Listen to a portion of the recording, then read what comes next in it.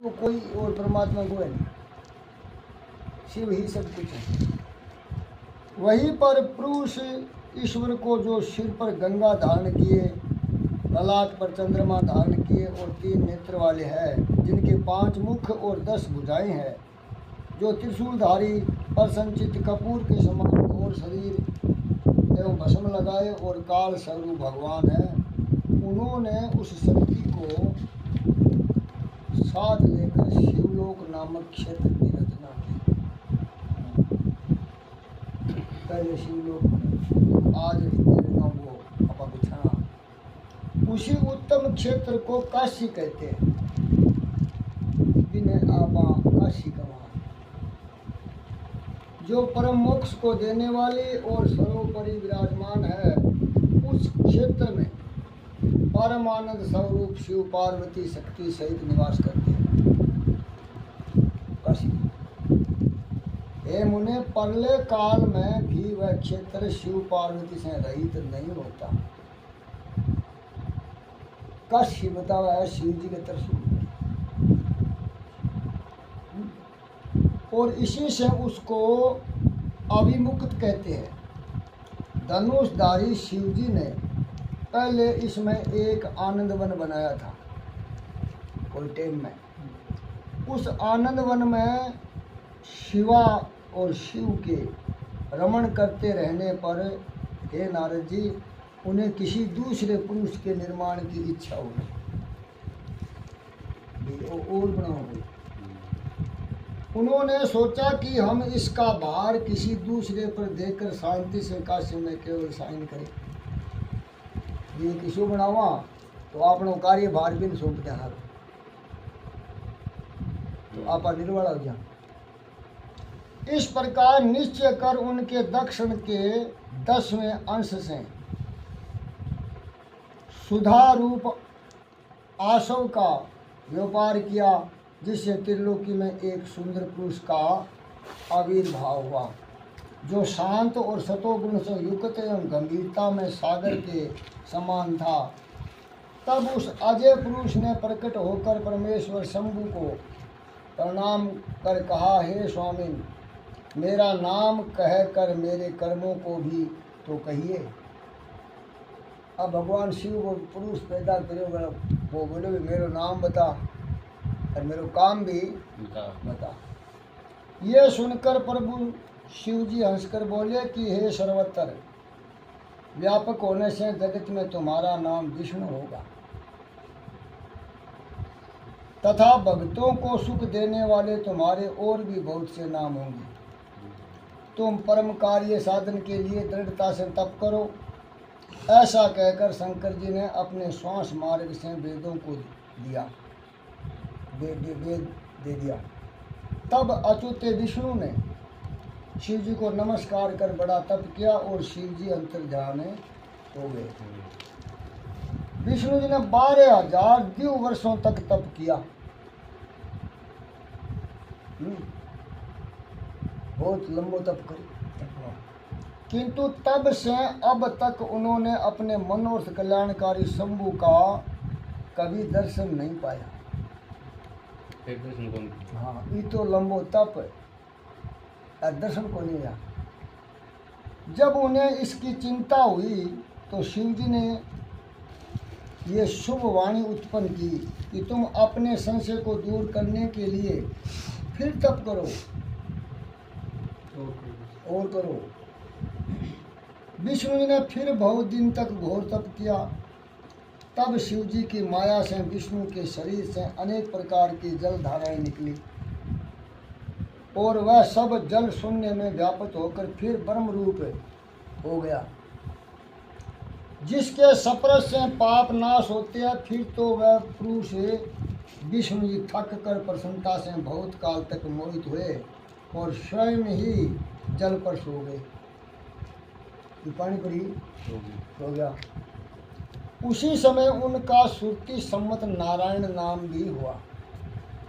नारायण और प्रकृति पुरुष के बिना उस समय कुछ भी नहीं था। उसी समय में उन महात्मा से सब तत्वों की उत्पत्ति हुई फिर उनका विस्तार हुआ। पहले प्रकृति से मान और मान से 3 गुण उत्पन्न हुए। फिर उससे 3 गुण और भेद वाला अहंकार उत्पन्न हुआ। उससे तन्मात्रा, शब्द, स्पर्श, रूप, रस और गंध, पंचभूत पृथ्वी, जल, तेज, वायु और आकाश प्रकट हुए। और उससे नेत्र, कान, नाक, जीभ और त्वचा आदि ज्ञानेन्द्रियां तथा वाणी, हाथ, पैर, गुदा और उपस्थित ये कर्मेंद्रियां उत्पन्न हुई। इस प्रकार पुरुष के बिना ये सब प्रकृति का जड़ रूप कार्य हुआ। जो सब तत्व शिव जी की इच्छा से 24 प्रकार के हैं, ये सब एकमात्र होकर ब्रह्म रूप जल में सो रहे हैं। ब्रह्मा जी बोले, श्री नारायण देव के साइन करने पर शिव जी की इच्छा से उनकी नाभि में से एक विशाल कमल की उत्पत्ति हुई। विष्णु की नाभि में एक कमल प्रकट है, जिसका अनंत योजन का विस्तार और अनंत योजन की ऊंचाई थी। इसके साथ ही सांब अर्थात पार्वती सहित शिव जी ने मुझे उत्पन्न किया। इस प्रकार मैं हिरण्य गर्भ उस कमल से प्रकट हुआ। जिसके 4 मुख, लाल मस्तक और त्रिपुंड धारण किए हुए मैंने उस कमल के अतिरिक्त और कुछ भी नहीं देखा। ब्रह्मा जी कहे, नारद जी मैं और की नहीं देखी। उस समय मुझे कुछ भी ज्ञान नहीं था। ब्रह्मा जी कहे, जिसने मैंने ना तो ये जाना कि मैं कौन हूँ और मुझे किसने उत्पन्न किया। मैंने ओठा को नहीं। कुछ ही क्षण पश्चात मुझे बुद्धि प्राप्त हुई और कमल के नीचे में अपने कर्ता को ढूंढने लगा। हे मुनि, तब एक एक नाल को पकड़ता हुआ 100 वर्ष तक मैं नीचे को चला, नाड़ नाड़, किंतु मैंने वहां भी कमल की जड़ को नहीं पाया। कमल खत्म आया मनी बात को था। फिर मैं कमल के ऊपर जाने की इच्छा करने लगा।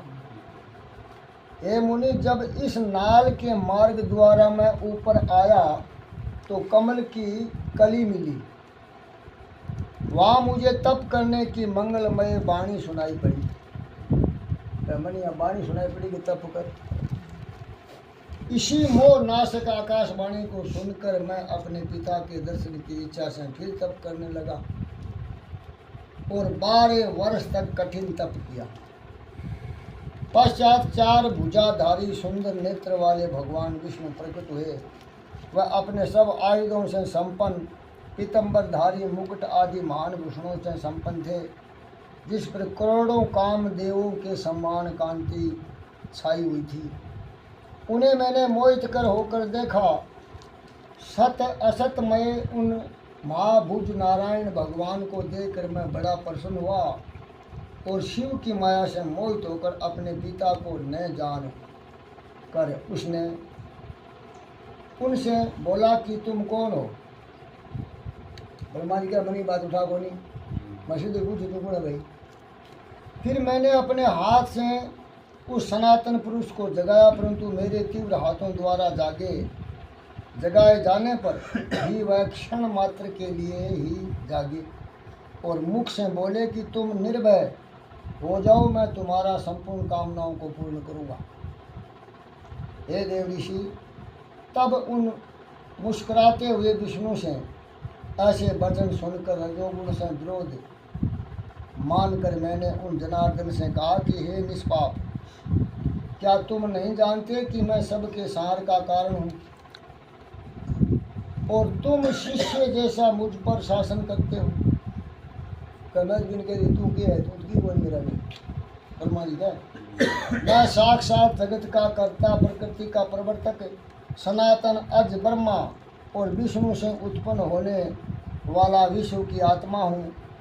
वेद मुझे संभव, सौराट, परमेष्टि और श्रेष्ठ कहते हैं। हे नारद, जब मैंने ऐसा कहा तो रामापति भगवान मुझ पर बहुत क्रोध हुए और कहने लगे कि अवश्य तुम लोक करता को मैं जानता हूँ, परंतु तुम तो मेरी ही अविनाशी अंग से उत्पन्न हुए हो, तुम मेरे को पैदा हुए। क्या अब तुम निर्दोष नारायण जगन्नाथ को भूल गए? निसंदेह तुम मेरे ही नाभि कमल से तो उत्पन्न हुए हो, परंतु इसमें तुम्हारा अपराध भी तो नहीं है। क्यों कि मैंने तुमको अपनी माया से मोहित कर दिया है।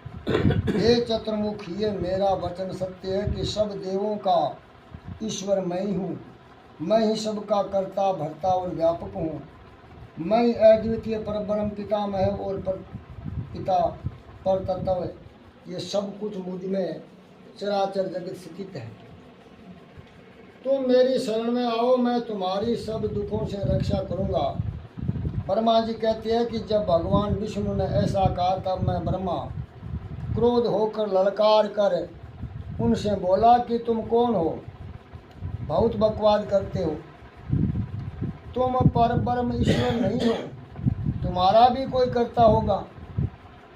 शंकर जी की माया ने मुझे मोहित कर दिया था। मैंने हरि से रोमांचकारी युद्ध आरंभ कर दिया, तब मेरे और उनके बीच में लिंग प्रकट हुआ। हम दोनों ने उस देव को नमस्कार कर अपना युद्ध बंद किया और प्रार्थना की, हे महाप्रभु, हे माहेशान, आप शीघ्र ही हमें अपने वास्तविक रूप का दर्शन कराइए। इस प्रकार वह हम दोनों के मन में स्थित हुए और शिव जी को नमस्कार करते हुए हमारा 100 वर्ष का समय व्यतीत हो गया। बोलो शंकर भगवान की जय हो।